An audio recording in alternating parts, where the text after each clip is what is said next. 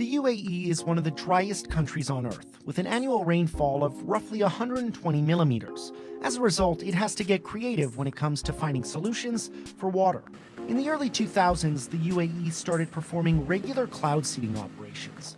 Cloud seeding is the process of increasing the amount of rain produced from clouds. Some of these clouds, by nature, sometimes it rains, for example, only 40 to 50% of its rain that processed in the cloud that comes as rainfall.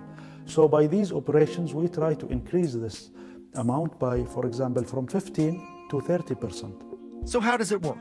It starts here, inside the National Centre of Meteorology, where a team is constantly monitoring forecasts, looking for potential clouds to seed. The operations only work with cumulus clouds, which are vertical in shape. Research 5 operation, can you read me? Once they spot a cloud, they radio the pilots, who then take to the air armed with hydroscopic flares filled with a mixture of potassium chloride, sodium chloride, magnesium, and other materials. It's essentially salt. When the plane reaches the right clouds, the pilots release the flares.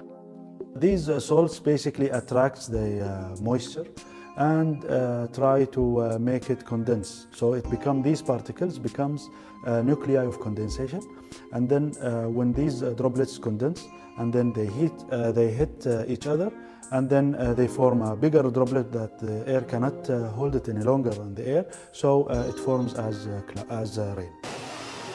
In 2017, the UAE performed 242 cloud seeding operations.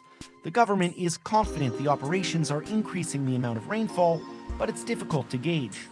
Until now, there is no way that you can measure the success rate for each individual cloud. There are no two clouds are the same, and you don't know, for example, before actually you see the cloud, is it going to rain by itself or not, and by how much?